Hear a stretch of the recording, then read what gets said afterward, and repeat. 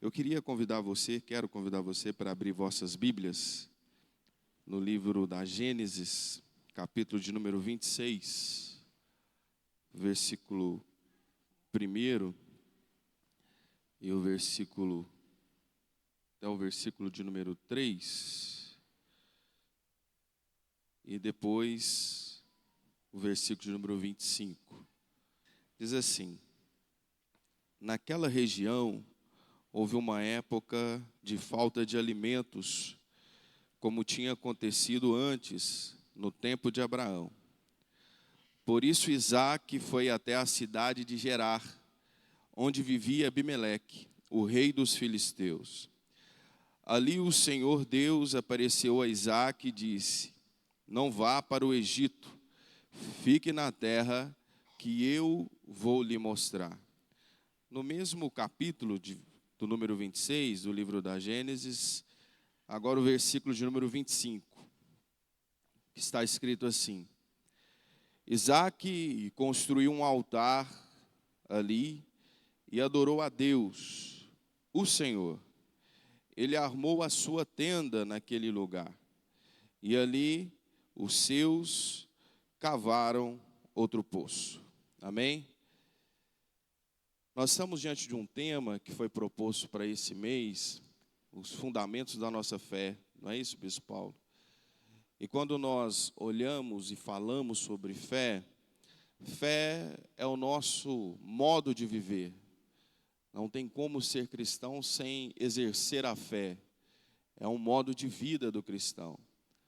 Com fé, nós temos o processo da santificação, da justificação.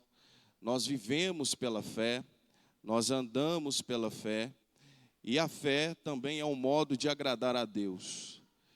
E para isso, para exercer essa fé, é necessário nós olharmos na Bíblia alguns exemplos que traz para nós fundamentos claros de lições e aplicações para nós sobre fé. Conhecemos bem a história de Isaque. Isaque é uma promessa do Senhor.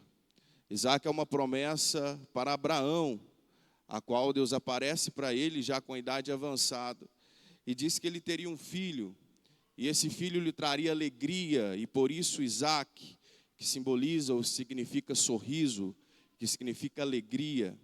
No capítulo de número 18, Deus aparece para Abraão fazendo uma promessa.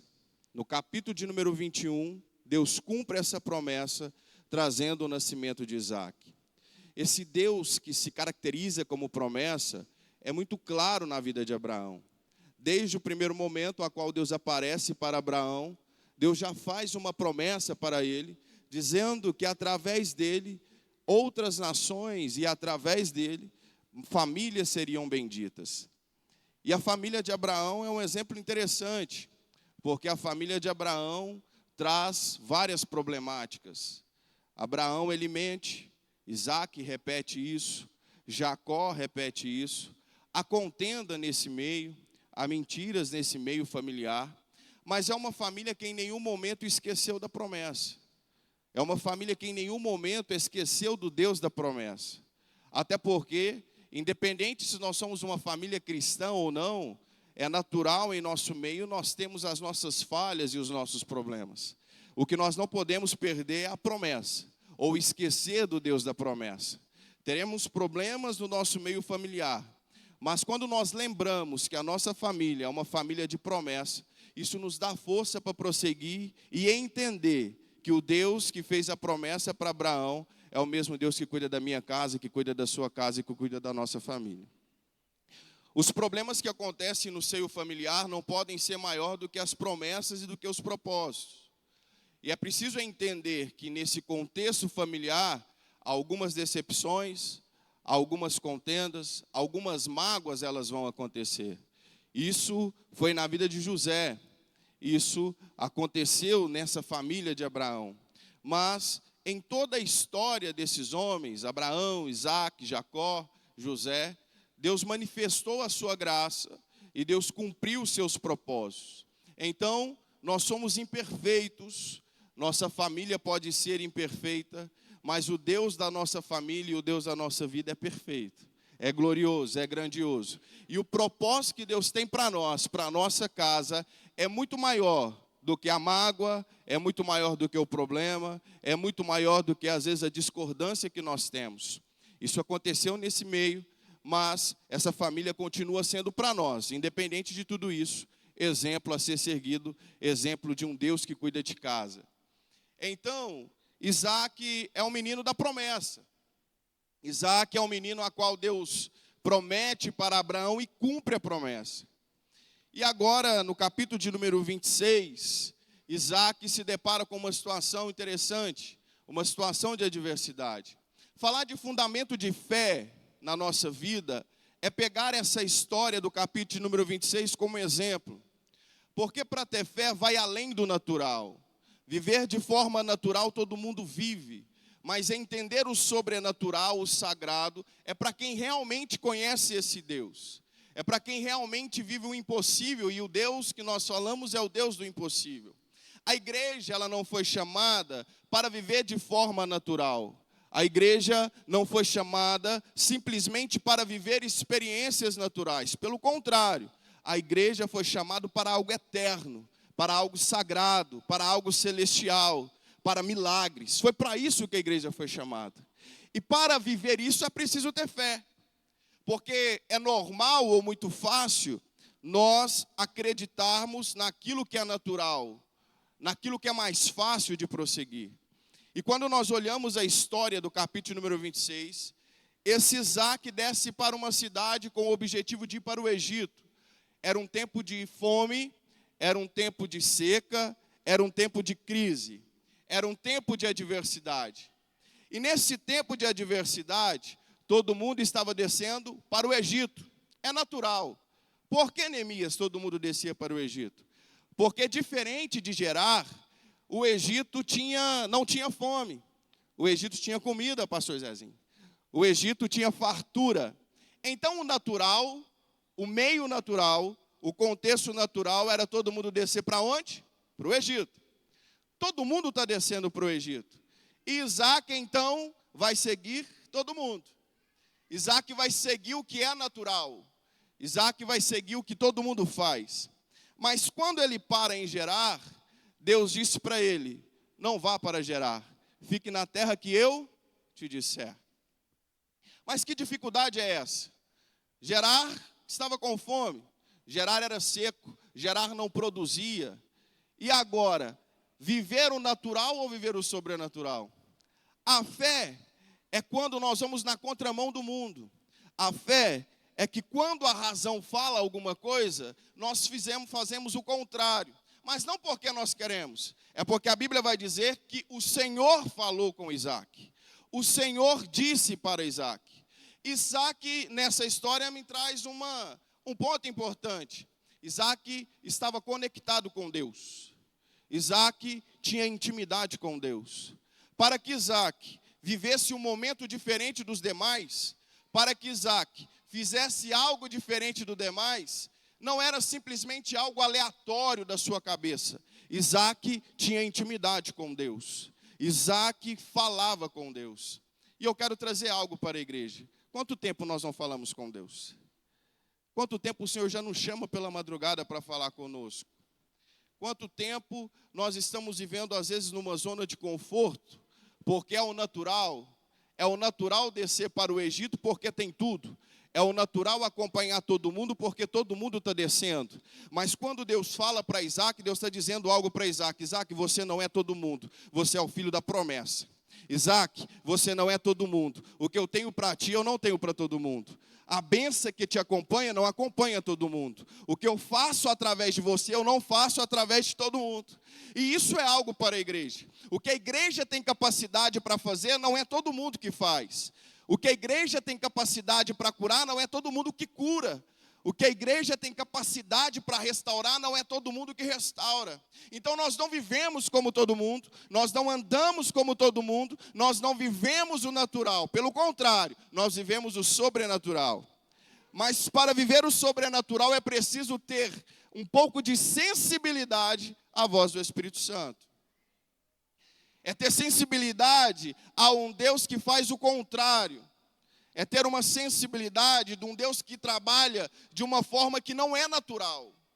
De uma forma que em determinado momento, de forma natural, nos dá medo. Porque Isaac tinha uma família. Como Isaac, então, vai ficar em uma terra que não produz?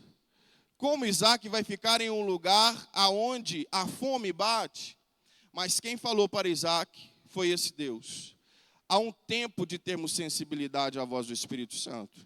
Há um tempo de entender que Deus nos chamou para viver coisas sobrenaturais. A fé é viver o que é sobrenatural. A fé é agradar um Deus todo-poderoso. A fé é estar e ter testemunhos de coisas poderosas. E nós não fomos chamados para viver testemunho dos outros. O Senhor nos chama para nós vivermos o nosso próprio testemunho. Glória a Deus. Para viver as nossas próprias experiências. Para viver os nossos próprios milagres. Aonde está fundamentada a minha fé? Aonde está fundamentada a minha experiência? Por que estou aqui nessa noite? Por que eu vim aqui nessa noite? Porque eu faço parte dessa denominação. Se for simplesmente para cumprir uma agenda, nós estamos errados. Mas se for porque a nossa fé está fundamentada em um Deus Todo-Poderoso, se for porque nós sabemos que o nosso Deus faz coisas sobrenaturais e que nós temos um propósito muito maior do que estar aqui, nós estamos no caminho certo, adorando, servindo esse Deus. Glória a Deus. Isaac, ele tem consciência da sua promessa. Isaac sabe quem é o seu Deus. Isaac tem intimidade e sensibilidade para ouvir a voz de Deus. E Isaac, então, não retarda quando Deus fala para ele: fica na terra que eu te disser. Fica aonde eu te mandar. Mas, Senhor, é difícil ou quase impossível prosperar nesse lugar. Eu ficar aqui, sendo que todo mundo está indo para o Egito que é o lugar da bonança, o Egito que é o lugar da prosperidade. Mas Deus muda o curso da história. Deus muda o curso para mostrar que é Ele que faz. Que Ele tem o domínio, que Ele tem o controle. Isso é viver promessa de Deus. Isso é viver coisa sobrenatural de Deus. Isso é ter experiência com Deus. Sensibilidade à voz de Deus. Isaac tem essa sensibilidade. Um fundamento da fé é obedecer a Deus. O fundamento da fé é obedecer mesmo que a direção de Deus pareça contrária daquilo que é natural. Isaac obedece. Isaac entende que ele precisava ficar naquele lugar. Porque aquele lugar não condicionava Isaac. Mas Isaac poderia transformar aquele lugar. Aquele lugar não definia quem era Isaac, mas Isaac podia redirecionar aquele lugar. E aquele lugar poderia ser marcado pela vida de Isaac. É preciso entender, igreja, que cada um de nós que aqui estamos, Deus já nos deu uma autoridade. Deus já nos revestiu. Deus já nos chamou e entregou para nós um dom. O Senhor conta conosco para esses últimos dias.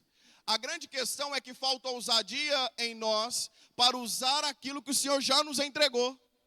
Aquilo que o Senhor já nos deu. Não somos meros espectadores para poder estar aqui. Pelo contrário, nós somos instrumentos de um Deus Todo-Poderoso. Nós somos vaso na mão de um Deus Todo-Poderoso. Nós somos tochas vivas na mão de um Deus grandioso. E cada um que aqui está pode impactar o lugar aonde Deus mandou você ficar. Aonde Deus mandou você estar. Se aquele lugar Deus te colocou lá, é porque você precisa marcar aquele lugar de alguma forma. Seria fácil Isaac prosperar no Egito. Mas seria impossível Isaac prosperar em Gerar. Mas Isaac serve o Deus do impossível. Tem sensibilidade a esse Deus. E tem fé nesse Deus. Quando eu olho Atos 3, que é um capítulo da Bíblia Sagrada que marcou a minha vida, lendo, Pedro e João chegam naquele lugar e todo mundo já tinha oferecido alguma esmola para aquele homem que estava ali naquela porta, que não andava. Mas quando aquele homem depara com Pedro e João vai fazer algo que ninguém fez. Pedro e João vão usar a autoridade que Deus já tinha lhe concedido. Pedro e João vai dizer: eu não tenho ouro, eu não tenho prata, mas eu tenho algo muito maior do que isso. Em nome de Jesus, levanta e anda. A igreja tem esse Jesus de Pedro e João. Eu tenho esse Jesus de Pedro e João. Você tem esse Jesus de Pedro e João. Então, se Deus mandou a gente estar em um lugar, apresenta esse Jesus lá. Se Jesus mandou nós ficarmos naquele lugar, fica naquele lugar, porque é lá que o nome dele vai ser glorificado. Deus conta conosco nesses últimos dias, igreja. Sensibilidade da voz de Deus. Isaac tem, Isaac obedece. Isaac não está nem aí se alguém vai contestar ele, mas espera aí, Isaac. Você vai deixar toda a sua criação, que era grande, aí em um lugar onde não tem água, onde você pode perder tudo, sendo que você pode descer para o Egito, que lá não falta pasto para a sua criação. E vale ressaltar que quanto mais animais se tinha naquela época, mais era a riqueza de alguns homens. Isaac tinha muitos animais. Era necessário ter lugar de pastagem, ter lugar de água. Então, de forma natural, Isaac corre o risco de perder tudo. Mas Isaac não se preocupa, porque quem falou com ele foi Deus. Fica na terra que eu te mandar. Fica na terra que eu te disser. Sensibilidade, ouvir a voz, entender o que Deus tem. Saber o que Deus quer de nós. Saber para que Deus nos chamou. Saber para onde Deus quer que nós estejamos. O lugar que nós precisamos estar. O que nós precisamos fazer. Para que através da nossa vida o nome do Senhor seja glorificado. Isaac entende. Isaac ouve a voz do Senhor. Isaac então fica em Gerar. Isaac tem a promessa. Capítulo de número 26. Para nós que vamos ler a Bíblia, vamos ver que repete-se um pouco do capítulo de número 13. Porque o capítulo número 13, esse mesmo Abraão, pai de Isaac, repete algumas coisas.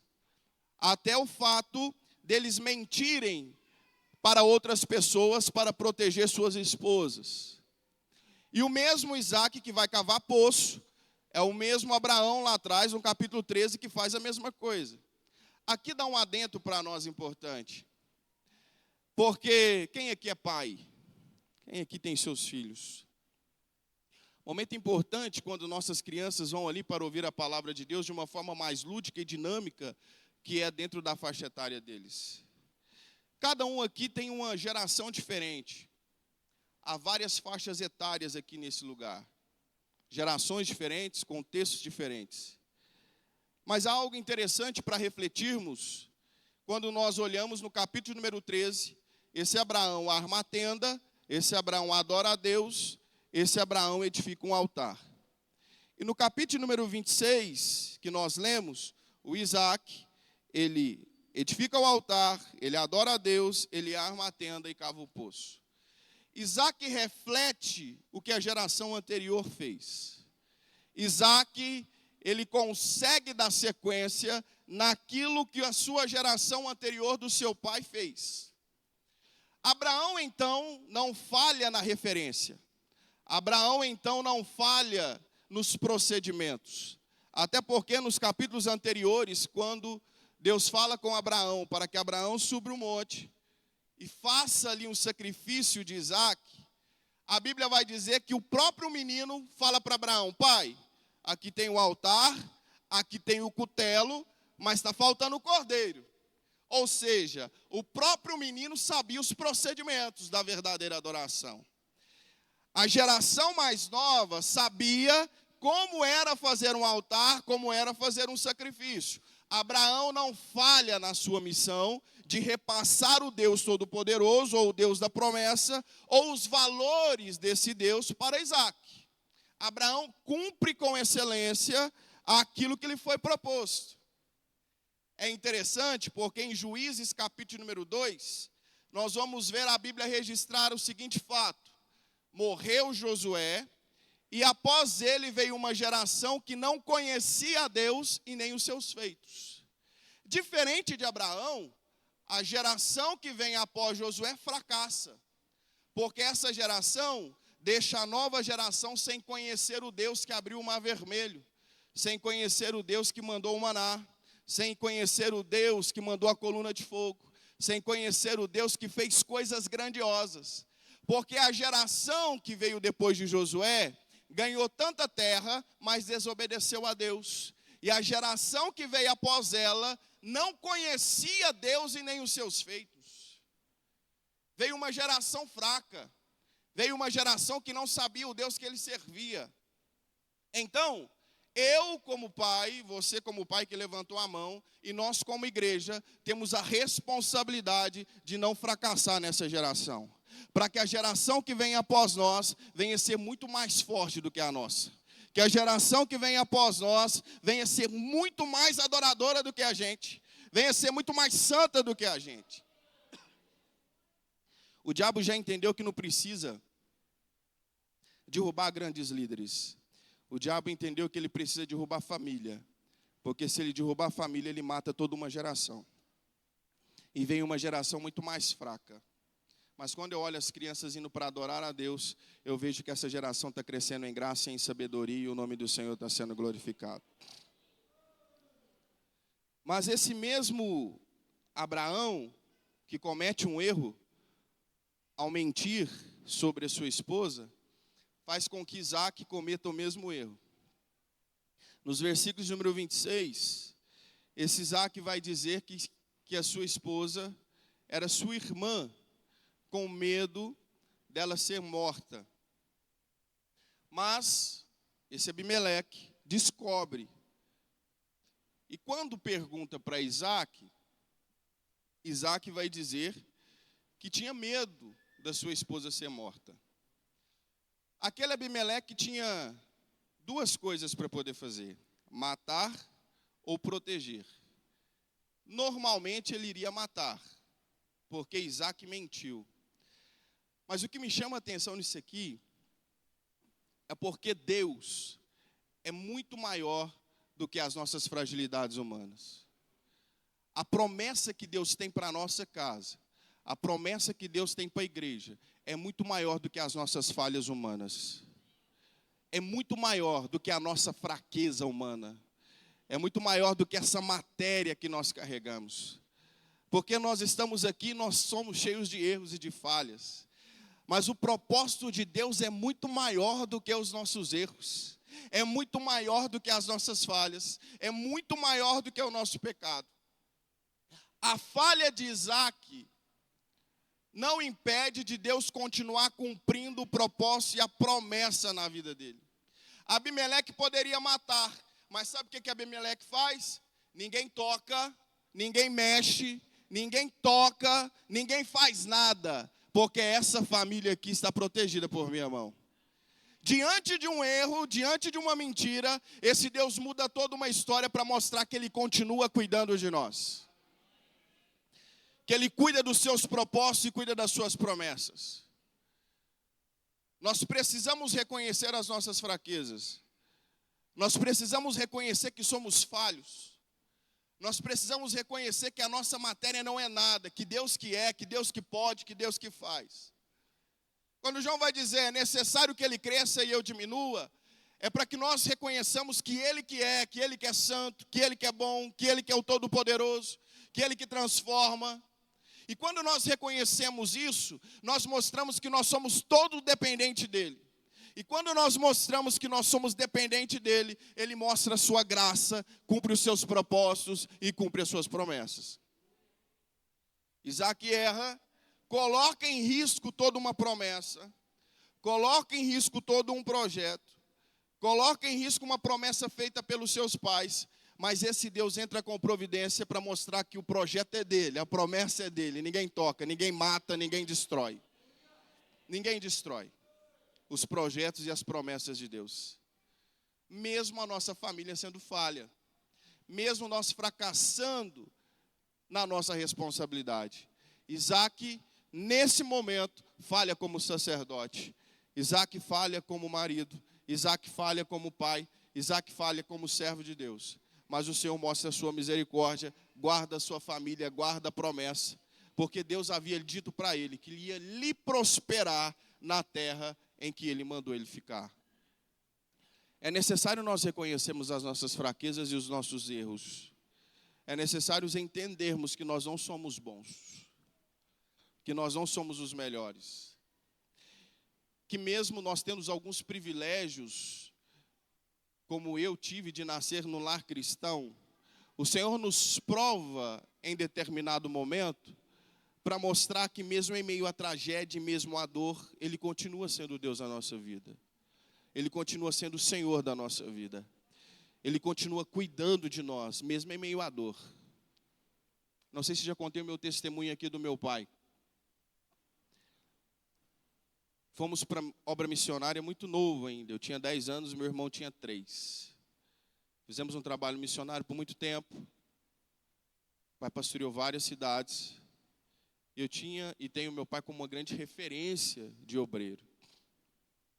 E aonde meu pai ia, Deus prosperava ele, Bispo Paulo. Deus abençoava ele. E vendo o que Deus fazia na vida dele, eu disse assim, eu também quero ser pastor. Eu também quero ser um obreiro. E assim eu fui, casei e fui virando obreiro dentro daquilo que nós temos como costume ou tradição no nosso ministério. Mas em determinado momento, no ano de 2018, no dia 2 de novembro, meu pai dentro da igreja, trabalhando na obra do Senhor, meu pai cai.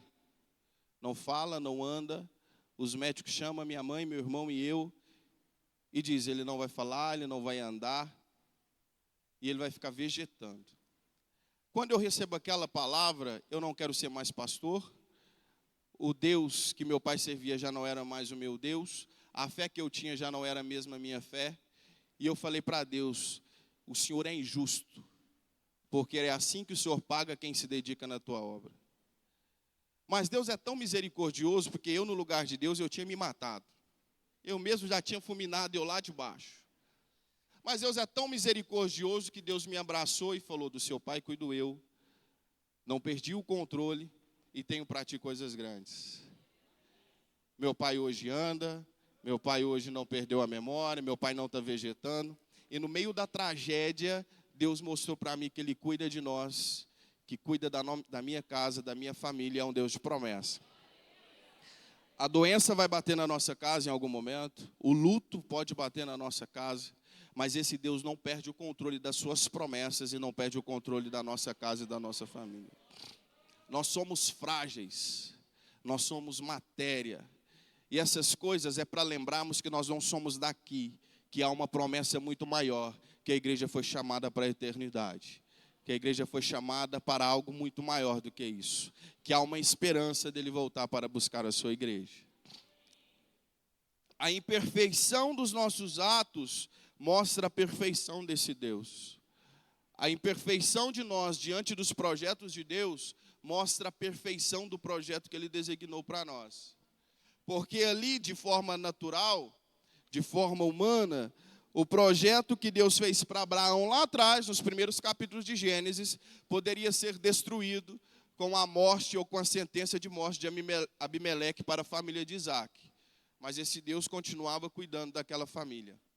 E a Bíblia então continua descrevendo a história do capítulo número 26, desse Isaac, fundamentado na fé, fundamentado numa promessa, e fundamentado em um Deus tão grandioso e poderoso.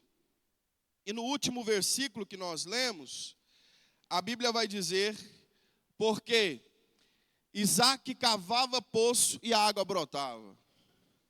Isaac cavava poço e vinha água. E quanto mais Isaac cavava poço em um lugar que não tinha nada, obviamente que de forma natural teria contenda. Mas como? Esse poço é nosso. Mas Isaac chegou, não tinha nada. É porque a bênção estava com Isaac.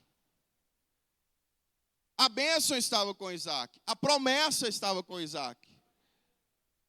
Tinha pessoas que tentaram cavar poço ali e não deu certo. Mas quando Isaac chegou, deu certo. A bênção acompanhava ele. A promessa acompanhava ele. O bispo Paulo falou sobre a igreja, que a igreja faz, ninguém faz. Existe uma bênção sobre a igreja. Existe um lugar de bênção sobre a igreja, de prosperidade para a igreja. Uberlândia é o que é porque é uma igreja viva, porque é uma igreja que ora, uma igreja que trabalha, há uma igreja que adora um Deus verdadeiro, há uma igreja que prospera.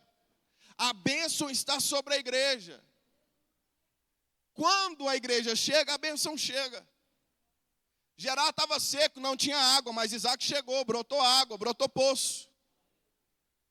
Quando a nossa família foi para uma cidadezinha, não vou falar o nome da cidade, não. Mas lá tinha as 10 pragas do Egito, meu irmão. Lá tinha pernilongo como eu nunca vi na vida. Lá tinha mosquito como eu nunca vi na vida, Bispo Paulo. Lá tinha sapo como eu nunca vi. Toda casa tinha que ter um cortinado para dormir. Porque ninguém dormia sem cortinado. Uma cidadezinha onde era 30 quilômetros de terra, onde já tudo era asfaltado, não tinha nada lá. Era uma prostituição danada. Chegamos lá para abrir a igreja. A igreja foi crescendo e o homem falou assim, olha, eu não tenho terreno não, mas eu vou dar um pasto para a igreja. Lá constrói a igreja no meio do pasto. A cidade já tinha acabado, aí tinha um pasto, a igreja foi construída no meio do pasto. Aí hoje já se passaram mais de 20 anos, não tem mais pernilongo, não tem mais sapo. Aonde era pasto agora só tem casa boa. Você sabe por quê? Aonde a igreja vai, a bênção acompanha, a prosperidade, a bênção. Há uma bênção sobre nós, há uma bênção sobre a sua casa, há uma bênção sobre a sua vida, há uma autoridade sobre você. Se Deus mandou cavar poço onde não tem nada, cava, porque a autoridade e a bênção está sobre você, não é o lugar, é você que está lá e vai fazer aquele lugar prosperar. Ah, mas Gerar não tinha nada antes de Isaac chegar, porque agora Isaac chegou e Deus mandou ele ficar lá. Agora tem água, agora tem poço, agora tem bênção. Isaac cavava poço, um chegava e falava, esse poço é nosso. Isaac podia brigar, mas eu que cavei o poço. Eu acabei de cavar o poço, a água brotou, veio alguém e falou, esse poço é meu. Isaac tinha que brigar. E falar, não, esse poço é meu, não. Isaac ia para onde? Para outro lugar e cavava poço e a água brotava. É porque a bênção estava com ele, a bênção ia acompanhar ele. Isaac não ia caçar contenda, não. Deixava lá, deixa o poço com você, porque a bênção vai continuar me acompanhando. Essa água vai acabar o poço, mas eu que sou o cavador, vou continuar cavando e vai continuar tendo água e vai continuar tendo poço. Foi assim com Abraão, foi assim com Isaac. Isaac cavava esses poços. E denominava, porque cada lugar que Isaac cavava um poço tinha uma história. Tinha ali um registro de algo que lhe marcava. Isso é interessante nós pensarmos. Porque há lugar que nós conquistamos, há lugar que nós fizemos algo e tivemos que sair. Mas algo ficou ali. A graça de Deus ficou ali. Tu não perdeu aquele lugar. Pelo contrário, o nome do Senhor foi glorificado ali. Não é decepção, não é perda. É a bênção do Senhor. É a história do Senhor na sua vida. E Isaac denomina cada lugar para relembrar cada fato que ali foi feito. E terminando então, chegando em um lugar onde as contendas acabam, mas o poço continua sendo cavado, a bênção continua acompanhando. Alguns poços ele deixou para trás, mas ele continuou cavando o poço e continuou prosperando. Então, quando ele chega em um lugar onde não tem mais contenda, ele faz algumas coisas interessantes que servem de lições para nós. Dentro de um fundamento de fé, dentro de uma conduta de fé que nós temos. Isaac, a Bíblia diz, versículo de número 24, naquela noite, o Senhor apareceu a ele e disse, eu sou o Deus de Abraão, o seu pai. Não tenha medo, pois eu estou com você. Por causa do meu servo Abraão, eu abençoarei você e farei com que os seus descendentes sejam muitos. Deus reforça para Abraão, para Isaac, uma promessa feita em uma geração anterior. Tem muita coisa que nós estamos vivendo hoje, que os nossos pais construíram. Nós estamos vivendo algumas bênçãos, porque os nossos pais construíram. Mas nem mesmo meu pai não foi um bom pai. A minha mãe não foi uma boa mãe. Aí a misericórdia do Senhor é muito maior, porque mesmo você não tendo essa descendência, a promessa continua sendo sobre a sua vida. Tive uma experiência dentro dessa de casa, e conversando com a minha esposa, e não expondo nada do meu sogro, mas trazendo uma experiência, porque normalmente os nossos genitores vão nos marcar de alguma forma, de forma positiva ou de forma negativa. Há uma responsabilidade sobre os genitores. nós temos a responsabilidade de marcar a história dos nossos filhos. E nós iremos marcá-las. Nós já estamos marcando. E em determinado momento pode ser que isso não seja feito com excelência. E Deus me deu algo naquela noite para falar para ela. O fato de uma geração ou do seu pai não fazer com excelência aquilo que lhe foi lhe dado como pai, faça com excelência o papel de filho. Exerça com excelência a função que Deus te deu. Às vezes a geração anterior não fez o que deveria fazer por você, mas agora nós temos a responsabilidade de fazer diferente. E nós recebemos alguns títulos quando nós nascemos, pastor Zezinho. Os títulos da sociedade são com o decorrer da nossa vida, bispo Paulo. O senhor recebeu o título de bispo. Mas quando você nasce, você já nasce com alguns títulos que são sagrados. Você já nasce com o título de filho de alguém. Você já nasce com o título de neto de alguém.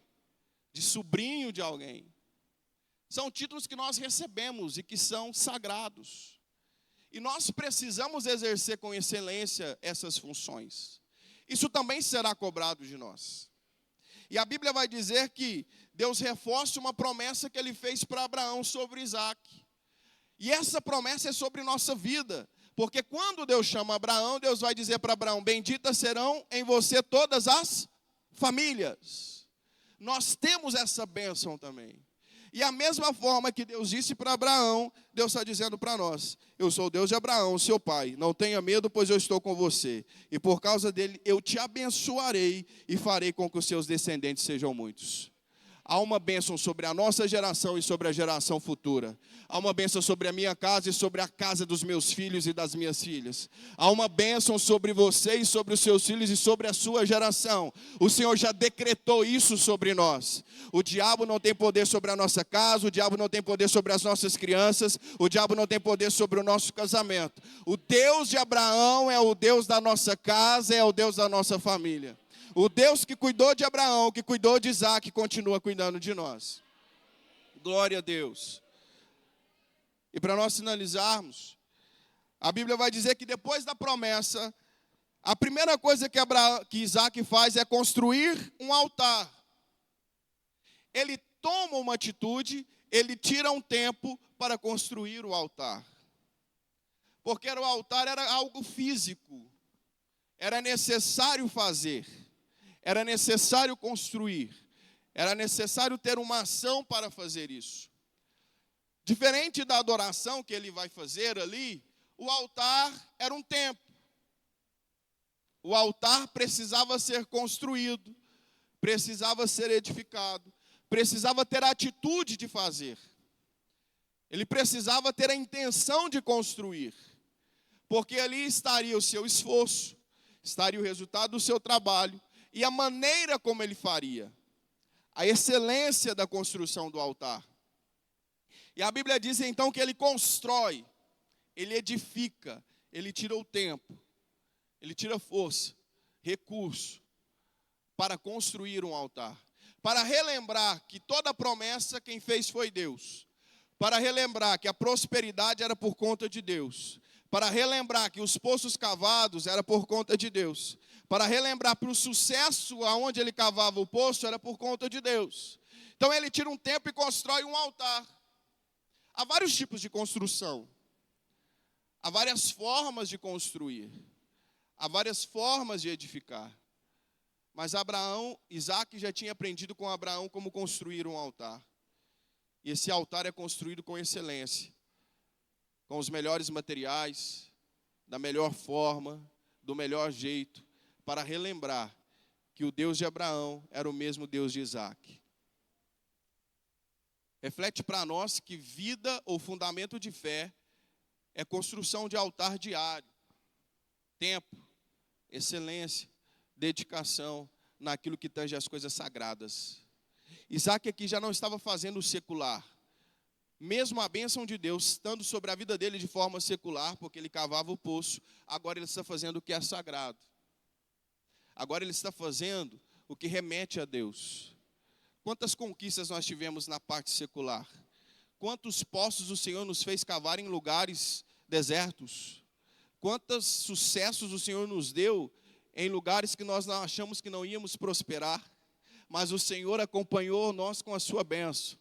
Nós estamos aqui porque Ele tem nos prosperado. Nós temos cavado os poços e o Senhor tem nos prosperado. Cada um Deus tem colocado em algum lugar com um dom, com algo, e o Senhor tem guardado cada um de nós. Mas além do secular tem o sagrado. Além das conquistas individuais e das prosperidades individuais de cada um, tem aquilo que é de Deus. Aquilo que precisa ser registrado como Deus. Isaac não fica caracterizado simplesmente como um homem que trabalhou para cavar poço, mas um homem que também edifica altar. Um homem que se prospera na parte secular, mas um homem também que tem altar na sua vida, que tem Deus na sua vida, que é caracterizado como um homem que lembra e relembra das promessas e edifica um altar para esse Deus. Se nós temos tempo para cavar poço e prosperar, nós também precisamos ter tempo para edificar altar. Se nós temos tempo para orar para Deus nos prosperar em lugares que normalmente não se prospera, nós também temos que ter tempo para edificar um altar a Deus, ter uma vida de comunhão e sagrada. Porque o altar aqui é o que é sagrado.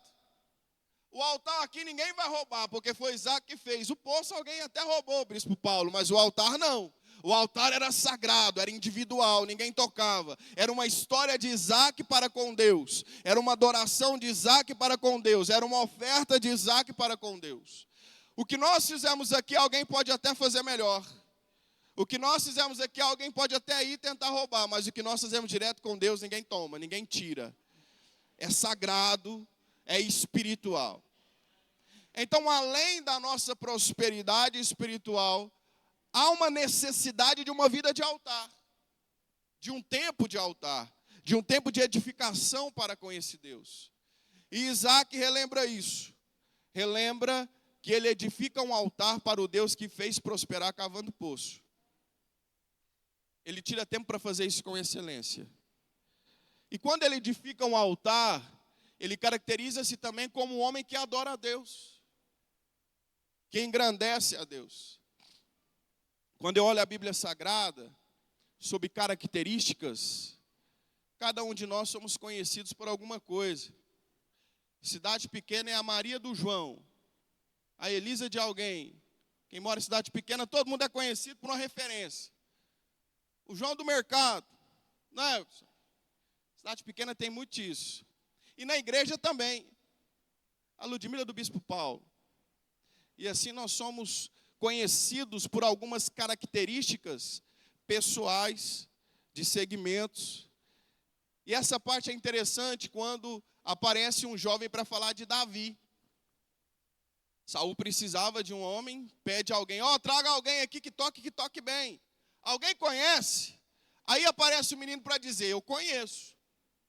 Um filho de Jessé, jovem bonito, corajoso, valente, sisudo de palavra, toca bem, mas o Senhor é com ele.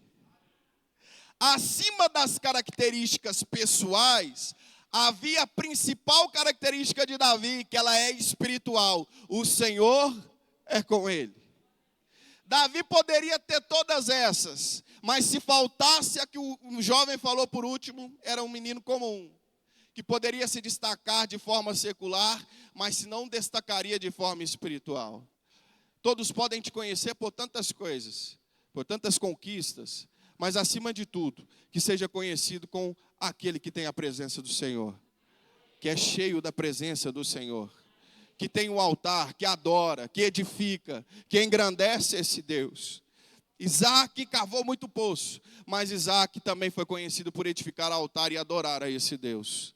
Isaac prosperou muito, como o Senhor havia lhe prometido, mas havia também a característica espiritual e sagrada. A igreja não pode perder a característica sagrada e espiritual. A igreja tem que continuar avançando, melhorando os templos, trazendo pessoas aqui para dentro, mas continuar sendo caracterizada como altar e como adoração.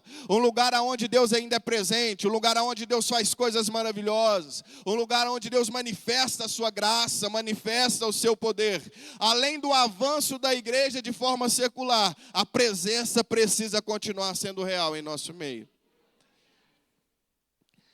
Então Isaac constrói um altar, adora a Deus, o seu Senhor, e ele arma a sua tenda. Tenda, mais uma vez, uma característica dessa família, característica dessa promessa, simboliza proteção à casa. Era onde a família era resguardada, era onde a família estava. Esse Abraão tem a mesma característica. É o homem que edifica o altar, é o homem que adora a Deus, mas um homem também que armou as suas tendas e guardou a sua casa. Isaac guarda a sua família, guarda a sua casa. Lá na frente, como eu já disse, há o problema de Esaú e Jacó. Há um problema dentro da sua casa. Há um problema com a sua esposa. Mas independente disso, todos sabiam que ele guardou a sua casa e fez aquilo que lhe era proposto a fazer. Problemas baterão na nossa porta como família. Os nossos filhos, às vezes, poderão fazer coisas que nós não ensinamos. Os nossos filhos, às vezes, em algum momento, podem nos decepcionar. Fazer algo que foi aquilo que nós não direcionamos a eles para poder fazer. Mas mesmo acontecendo isso na vida de Isaac, ele tinha um exemplo para mostrar de adoração, de altar e de casa. Edificar a casa, guardar a nossa família, continua sendo responsabilidade nossa como cristãos. E além de proteger a nossa casa, é preciso entender que a nossa casa também é lugar de bênção para o outro. Esses dias eu estava refletindo sobre algo, que todo trabalhar de Deus individual é para a forma coletiva. Quando Deus trabalha em Davi e trata Davi, os processos que Davi sofre individual, era para um bem coletivo. Davi deveria ser rei e abençoar uma nação. Os processos que José passa, individual, sozinho, que sofre, era para um bem coletivo. É para que ele fosse bênção para uma nação. E os processos que nós passamos, e até a nossa casa passa, é para que a nossa casa seja bênção para outras famílias e para outras casas. Para que o nosso casamento seja uma bênção e testemunho para outros casamentos. Que os nossos filhos sejam também testemunho para abençoar outros filhos. Que os nossos testemunhos sejam para edificar outras pessoas. Por isso que o tratar com o crente é diferente. Por isso que às vezes o tratar conosco é um pouco mais dolorido. É porque o Senhor nos trata de forma individual para que a gente possa ser canal de bênção para o outro e abençoar de forma coletiva. E nós temos que dar glória a Deus por isso mesmo, porque esse é o nosso papel. Abençoar vidas, ganhar vidas para Jesus e glorificar o nome dele. Então Isaac arma a tenda, guarda a sua casa, guarda a sua família. Porque não adiantava Isaac edificar altar, adorar a Deus, se não tivesse a casa. Se não protegesse a sua família e se não protegesse os seus. Então Isaac faz aquilo que lhe é proposto, adora, edifica e guarda os seus. E a última coisa que Isaac faz, ou continua fazendo, é cavar poço. É continuar trabalhando. É continuar cavando. É continuar prosseguindo. A igreja precisa continuar trabalhando até a volta do nosso Senhor e Salvador Jesus Cristo. Enquanto nós estivermos aqui, nós precisamos continuar trabalhando, fazendo a obra do Senhor, cuidando das nossas crianças, adorando a Deus, pregando a palavra, fazendo célula, batizando.